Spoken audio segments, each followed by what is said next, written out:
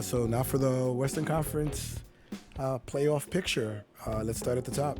All right, so in the Western Conference, it's a little bit more competitive in terms of the parity between the teams. So I honestly could look at every team from 1 to 10 and I can see any team going on a run. Like, I'm serious. Like, I feel like it's really open. It feels very NFL-esque with the teams. And we're starting at the top. Kudos to the OKC Thunder. They're one of the youngest teams. And you know what? Last year, they just missed out on the play-in tournament team. And this year, people were giving them the same kind of energy. And I wish I had time. I don't have time to find the video. If you look back some of my old videos, I said everybody was giving the OKC Thunder the short end of the stick by saying that they weren't going to make it. I thought they were going to be a very competitive team. I honestly thought they were going to be like from 6 to 8, give or take. I didn't even think they were going to. I thought they were going to be above play-in. And they managed to be the number 1 seed. That's remarkable.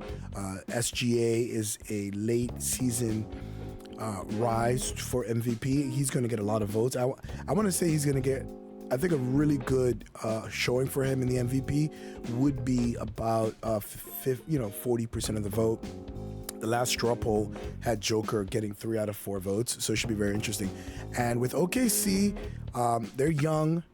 This is their first playoff series under this group.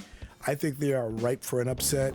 But look at the 9, look at the 7, 8, 9, 10 seed. I think the Thunder can lose to the Warriors or to the Lakers if they get the wrong matchup, but we'll see. Let's actually start with the Clippers and the Mavs.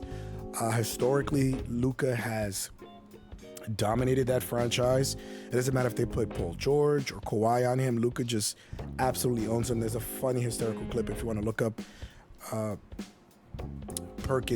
Kendrick Perkins talking about how Luka, puts the belt to their backside whenever he faces them. So it should be a very interesting series. The Mavs are one of the best defensive teams since the new year. They have been playing phenomenal. It is going to be a dogfight. The Clippers played really well. I think they went 16-1, 17, 18-1. Like 75% into the season, but at the end of the season, they struggled mightily. James Harden specifically, I think they go as far as James Harden plays in the playoffs, and he's been a notorious poor playoff player with Houston, but now he's not the main guy. So let's see if, without having pressure of carrying a team, if he can play better in the playoffs without that pressure, because it's going to be Kawhi's show to make these shots. Let's actually take a look at the regular season. Here, the Clippers won 2, but look at the score.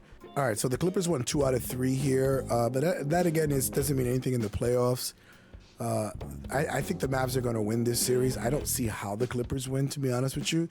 They unless they're playing, possum the last quarter of the season, it's really showed through on how they've struggled against the Mavericks. And the Mavericks are a different team, so all these wins were before the trades that brought in PJ Washington and Daniel Gafford. So this is not the same team that they faced and they beat in the regular season. And the Clippers are not the same either. So it's going to be very interesting. I do think the Mavs are overwhelming favorites here in this series, and I expect them to win pretty easily. I want to say either going to be a sweep, or at the most the Clippers will win 2 games, but we'll see how it goes. All right, so the 3-6 seed is going to be exciting. The Joker did say when he faced the T-Wolves last year, when the T-Wolves were the 8th seed last year, people didn't expect that, and they gave the Nuggets a run for their money. The Joker even said that was the toughest team that they played on their way to the NBA Finals, so that was a very big compliment. They've only gotten better. They lost Karl Anthony Towns to a lower leg injury. I don't remember what it was. I don't know if it was knee or ankle, whatever it was.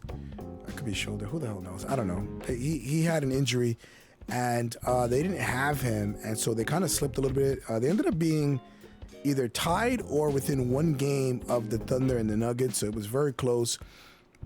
They're going against a team now, the Phoenix Suns, who have struggled all year. The Phoenix Suns are the worst fourth quarter team in the NBA. They've had a lot of issues from top to bottom, but I wouldn't be shocked if the Suns were to win because they have Kevin Durant, Devin Booker, and Bradley Beal. They have a pretty filled out roster. Isaiah Thomas was playing off the bench late in the year. I don't think he's done anything, but they have what it takes to progress. And I think it's a good matchup for them with the T-Wolves. So I would say that this is going to be a 7-game series. I don't know who's going to win. The T-Wolves have been the #1 defensive team in the NBA, and that always translates in the playoffs. With the Suns not being able to score in the fourth quarter, it's going to be a close series, but I still think I give the T-Wolves the edge here. As regarding the play-in tournament, let's go first to the 7-8 seed. The Lakers just embarrassed the Pelicans on the last day of the regular season. Maybe the Pelicans have seen something in that. They've obviously been the better team of the Lakers throughout the whole year. They kind of slipped a little bit towards the end because I think they had a really tough schedule. But since they just played the Lakers and they're playing them again, I would be confident to believe that the Pelicans can win this next game. It's really hard to beat a team twice in their own arena on back-to-back games, especially when the playoffs are involved.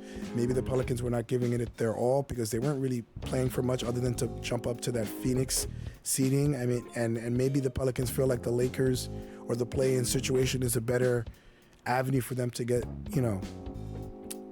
to advance in the playoffs. So maybe they didn't give it their all. So I would say that the Pelicans will come back and win that series. And I think they'll move into that 7th seed and go against the Denver Nuggets. Now, let's just give both options. Let's say that the Pelicans go against the Denver Nuggets. The Nuggets should be able to beat them. It doesn't matter who comes out of that. The Lakers, they have won 8 straight against them. They've absolutely dominated them. I do not believe the Lakers will want any kind of smoke with the Nuggets. And I think, honestly, maybe the Lakers throw that game and say, you know what, we don't want any smoke with the Nuggets. We'd rather go against the very young OKC Thunder. And you can actually see some gamemanship, resting LeBron at the end, playing certain players. They want to go against either the T-Wolves or the Thunder like they went against the Grizzlies last year. They want to go against an up-and-coming young team that they know that they can bully and use their experience to move on in the playoffs. So I think everything is pointing for the Pelicans to win that and for them to ultimately lose to the Nuggets in a sweep or in a gentleman's sweep. So going on to the 9-10 play-in situation with the Kings and the Warriors. The Warriors have come on as of late. They have dominated the Kings. The Kings have been a very disappointing team. They were the 2nd seed last year. So for them to drop all the way to 9th, I think has been a very poor showing for them. I think they're going on the down end on that. Malik Monk was out with injury. I'm not sure if he's back. They lost Kevin Huerter for the year. So I don't like the Kings at all. I'm going to go Warriors here. I think the Warriors win that, and I think they win it in a very close game like they always do. But the Warriors should be able to win that. So if you have now the Warriors against the Lakers, I think this is what everybody expected as the 9-10 matchup, and they'll end up going against each other in that second knockout for the play-in. And so if it's the Lakers versus the Warriors, the Lakers have played them well, and the Warriors have played well as well.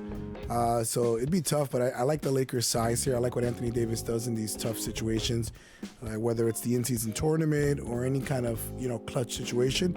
I trust LeBron and AD over the Warriors, recently, and I think the Lakers go in and win that. And they would move on to the 8th seed, where I think they could potentially upset the OKC Thunder. I think the OKC Thunder are too small for them. They're inexperienced.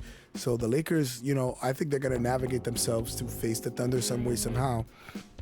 But I still think the Thunder, it's just hard for me to believe that the Thunder are not going to show up. Size be damned. They're going to play all their guys 40 minutes. So they're not going to lose out on the bench scoring. But I can't say no to either the Lakers or the Warriors against the Thunder. The Thunder are really, really good, and they've played really, really well, but I wouldn't be surprised if they lost. So that should be it. We'll see how it goes. I'm excited for the play-in tournament. I'm excited for the playoffs. I hope you're excited as well. And we're going to have, a lot of 2K videos exploring these matchups as we play along this week during play-in/playoff week. So tune into the channel. You'll see a lot of stuff. Anywho, I will catch you guys on the next stream.